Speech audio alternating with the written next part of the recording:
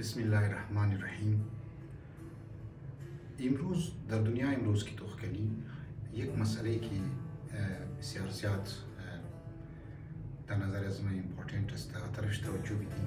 اون مسئله اخلاقی است، مسئله عقدرهای اخلاقی است، مسئله مورالیتی است، مسئله کردار است.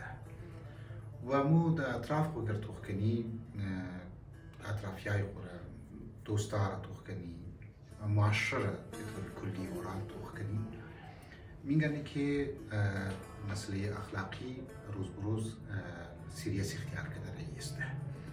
ما در این چیزی که یادداشت کردم انسان‌های فریبکار را، انسان‌های فرادی را که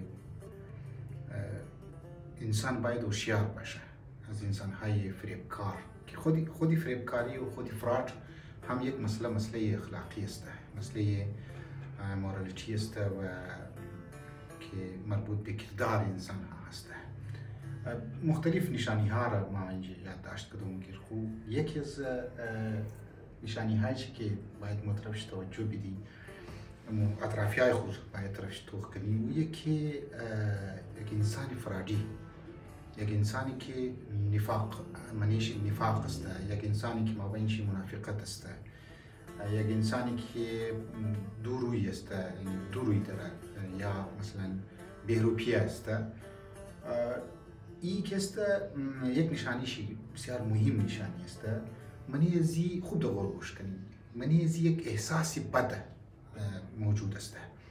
یعنی خودش یک احساسی بد داره نسبت به کردار خو، از خاطر کردار خو، از خاطر گبای خو، از خاطر افعال خو، از خاطر اکتیویتی های خو، خودش انسانی که است بد است. و منی خو همیشه احساس منه که عزت نفس ندارم گیری سوسایتی یا گیری افراد ها.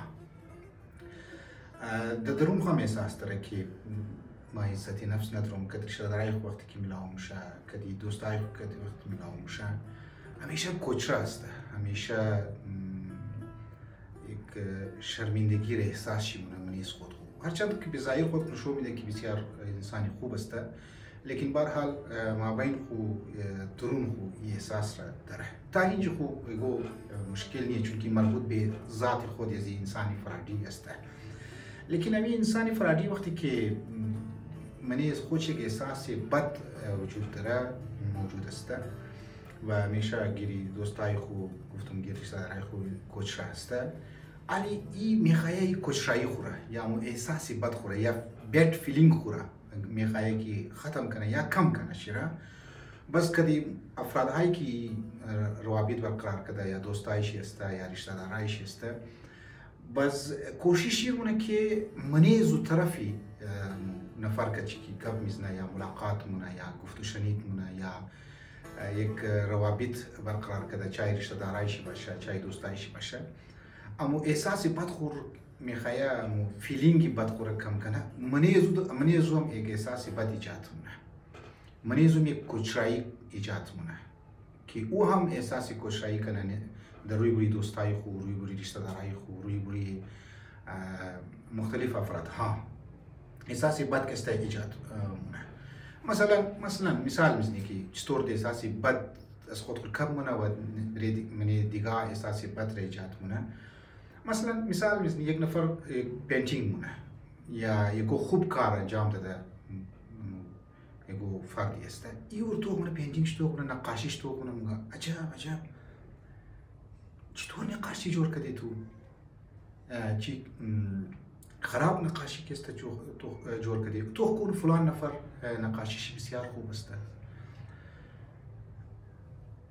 منی است در مختلف ذرایع طریقه ها من تو که احساسی بد ایجاد مونه. اگر هم خوبی تو رو که بینگرنه هم خوبی تو تبدیل مونه، چینج مونه به یک خوبی بد،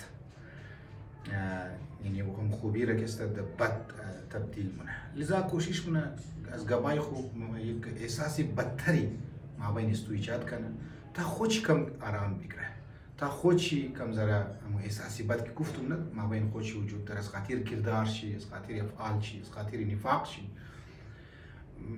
من استم که علی میخواه احساسی بد ایجاد کنه دیگه میخوای از خود کم کنه. لذا باید هوشیار باید باشه انسان که اگر یه فردی در اون مابین تو احساسی بد ایجاد مونه یا در تو را خامخا کریتیسایز مونه یا خامخا تنقید مونه برای کارهای تو یا خامخا برای افعالهای تو برای کردار تو خامخا در اون مشکل ایجاد مونه منی تو دیگه تو هوشیار باشی. در کمی از افرادها باید نه کار خود باید جاری بیلی، کار خود باید کنتینیو باید بیلی و آهسته آهسته کوشش کنه که از این انسان ها باید دور تو کنه که منی انسان یک ناامیدی ایجاد کنه. من یک انسان یک زندگی که تو بدون کانفیدنس، بغیر کانفیدنس، بغیر اعتماد به نفس منی تو باشه.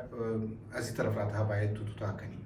البته مو در زندگی خوی تر دوستارم نیاز داری که عیوب انسان را باید بگه، لیکن در یک طریقه، در یک اندازی بود که مابین تو ناامیدی ایجاد نشنه. اگر میگنی که میگه تو ناامیدی ایجاد مونه، همیشه در طور احساس کمتری مبتلا مونه، یک احساسی بد مابین تو نسبت به کارهای تو ایجاد مونه، دیگه اونچه تو باید هوشیار باشی.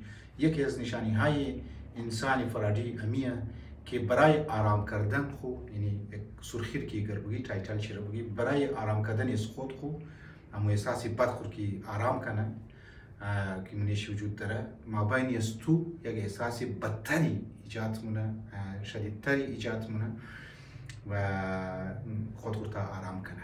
امیدوارم که این نکاتی مسائل نفسیاتی را و مسائل سوشال ایشور که مثلا روابطی که در انسان ها که افرادها که بیان مفید ثابت شونه.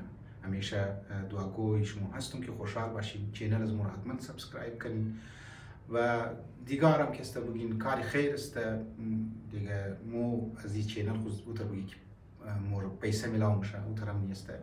برحال ما ریز چینل ویدیوز هم در فیسبوک میدم هم در یوتیوب چینل خود میدم تا یک صدقه جاریه باشه. السلام علیکم و رحمت الله و برکاته.